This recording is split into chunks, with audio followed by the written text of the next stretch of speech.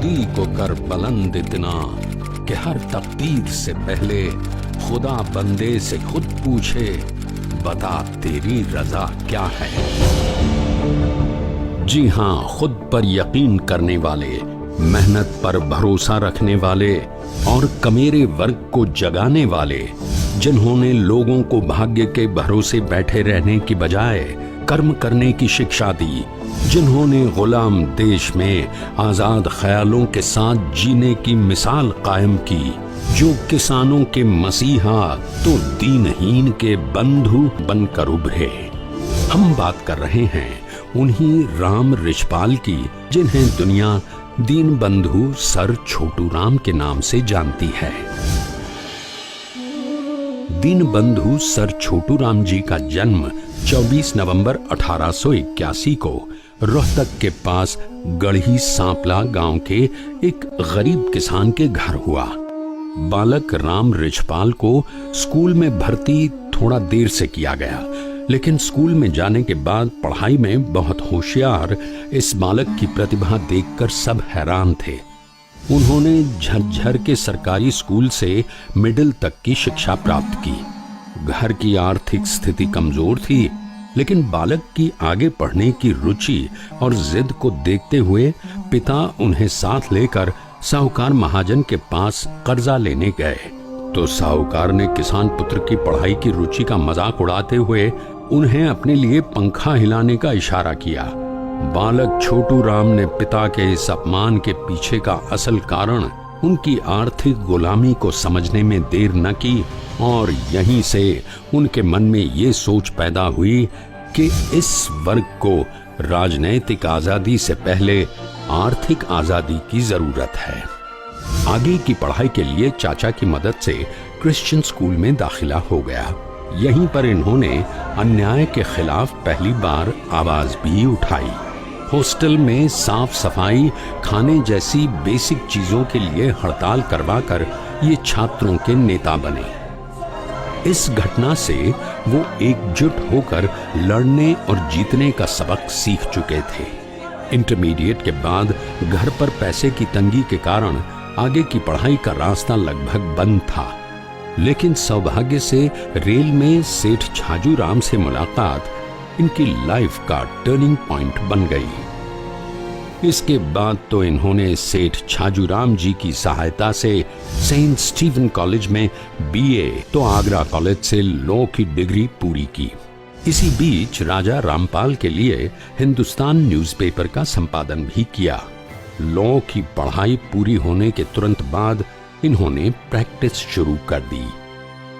वकालत के जरिए छोटू राम सच्चाई के लिए लड़ तो रहे थे, लेकिन उन्हें लग रहा था कि किसान और कमेरे वर्ग के हक की लड़ाई के लिए सिर्फ वकालत काफी नहीं है। इसलिए वे सक्रिय राजनीति में कूद पड़े और जाट सभा का गठन किया और जाट गजट नामक पत्र का प्रकाशन कर उसमें किसान और कमेरे वर्ग को जागृत करने के लिए बेचारा जमींदार नाम से श्रृंखलाबद्ध लेख लिखे।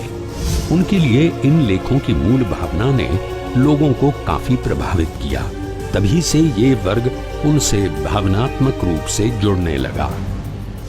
वो राजनीतिक पारी की शुरुआत में ही रोहतक से कांग्रेस के प्रथम जिला अध्यक्ष बने, लेकिन 1920 में असहयोग आंदोलन में असहमत होने के चलते कांग्रेस को अलविदा कहकर पूरे पंजाब सूबे में साहूकारों के शोषण, नौकरशाही के दमन और आर्थिक पिछड़ेपन से ग्रामीण जनता को मुक्ति दिलाने के लिए मियां सर फजले हुसैन व अन्य साथियों के साथ मिलकर यूनियनिस्ट पार्टी का गठन किया। उनकी लोकप्रियता का ये असर रहा कि 1922 से लेकर 1946 तक ये पार्टी तत्कालीन पंजाब में सत्तासीन रही। छोटू राम जी ने लगभग 25 साल सत्ता में रहते हुए किसानों और मजदूरों को सूदखोरों के चंगुल से मुक्त करा, आर्थिक आजादी दिलाने में कामयाबी पाई और इनके हितों की रक्षा के लिए अन्य कानून बनवाए। असल में ये कानून ही थे जिससे किसान, गरीब, मजदूर और मेहनतकश जनता को अपनी मेहनत का फल मिलने लगा। जिससे किसान को जमीन का मालिकाना हक मिला। यहां तक कि फसलों के समर्थन मूल्य के लिए चौधरी छोटू राम ने अंग्रेजों से सीधी टक्कर ली। ये उन दिनों की बात है जब 1942 के विश्व युद्ध के दौरान अंग्रेजी सरकार देश में अन्न की कमी बताकर गेहूं को 6 रुपए प्रति मण खरीदना चाहती थी। तब छोटू राम जी ने बतौर कृषि मंत्री अपने किसानों के हक की बात रखते हुए इतने कम दाम पर गेहूं देने से साफ इनकार कर 10 रुपए मण की शर्त रखते हुए कहा, जिस खेत से दहकां को मयस्सर ना हो रोटी, उस खेत के हर गोशाए गंदुम को जला दो। चौधरी साहब के कठोर रुख, दृढ़ निश्चय और उनकी लोकप्रियता को भांपते हुए अंग्रेजी हुकूमत ने झुकना मुनासिब समझा और 11 रुपए मण के हिसाब से गेहूं का समर्थन मूल्य स्वीकृत करते हुए चौधरी साहब का लोहा मान लिया। छोटू राम जी को समाज परिवर्तन एवं किसान और कमेरे वर्ग के हितों की लड़ाई को कानून के द्वारा और जन चेतना जगाते हुए प्रजातांत्रिक तरीके से रक्त विहीन सफल क्रांति करने का श्रेय भी जाता है। चौधरी छोटू राम सिर्फ किसानों के मसीहा नहीं थे, बल्कि समाज के हर कमजोर दबे कुचले तबके के दुख दर्द को महसूस करते थे। अपने इस मिशन में उन्होंने दलितों, गरीबों, भूमिहीनों और पशुपालकों के हितों की रक्षा के कानून बनवाने के साथ साथ महिलाओं के सम्मान व उन्हें समानता का अधिकार दिलाने के लिए जेंडर इक्विटी एक्ट 1942 बनवाया। खेती के साथ साथ वो उद्योग और आधुनिकता के भी पक्षधर थे। उत्तर भारत, खासकर संयुक्त पंजाब में औद्योगिक क्रांति लाने का श्रेय चौधरी साहब को ही जाता है। वो चाहे पंजाब में उद्योग विभाग की शुरुआत करने की बात हो या उद्योगपतियों की सहायता के लिए पंजाब वित्त मंडल का विकास, या फिर होजियरी उद्योग, पानीपत में उनकी सफाई धुलाई का पहला उद्योग, हिसार टेक्सटाइल मिल की स्थापना, जम्मू में रेशम के कीड़े पालने के उद्योग, अमृतसर में कंबल बनाने के उद्योग हों, ये सब उनके प्रयासों से ही संभव हो सका। चौधरी छोटू राम एक प्रतिष्ठित अधिवक्ता, प्रखर वक्ता, प्रभावशाली लेखक, दूरदर्शी और जुझारू नेता थे। उन्होंने समाज से ऊंच नीच, जात पात, छुआछूत जैसी बुराइयों को खत्म करने की कोशिश करने के साथ साथ समाज में सर्वधर्म भाईचारे को बढ़ावा दिया।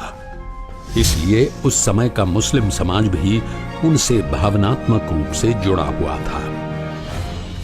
उन्होंने तत्कालीन पंजाब में सांप्रदायिक ताकतों को नहीं उभरने दिया। ये उनकी लोकप्रियता का ही असर रहा कि उनके समय काल में जिन्ना और उनकी मुस्लिम लीग पंजाब में लगभग बेअसर रही। वो अखंड भारत के प्रबल समर्थक थे और भारत का विभाजन नहीं चाहते थे। इसके लिए उन्होंने 1943 में गांधी जी को एक चिट्ठी भी लिखी थी।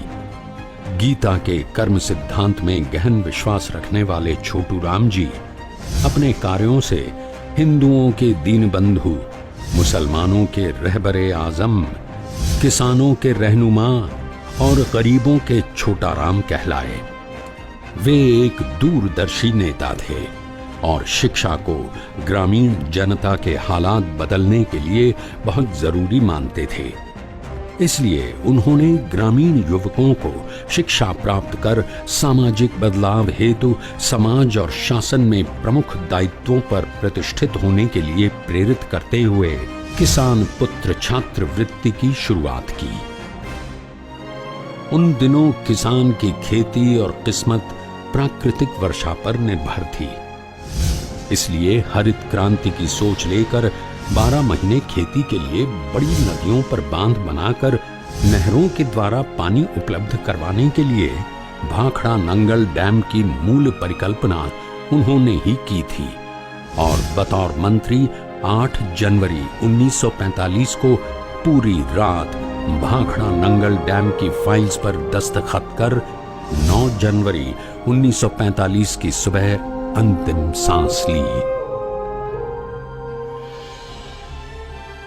आज पंजाब, हरियाणा और उत्तर राजस्थान के खेतों में साल भर लहलहाती हरियाली उन्हीं की देन है।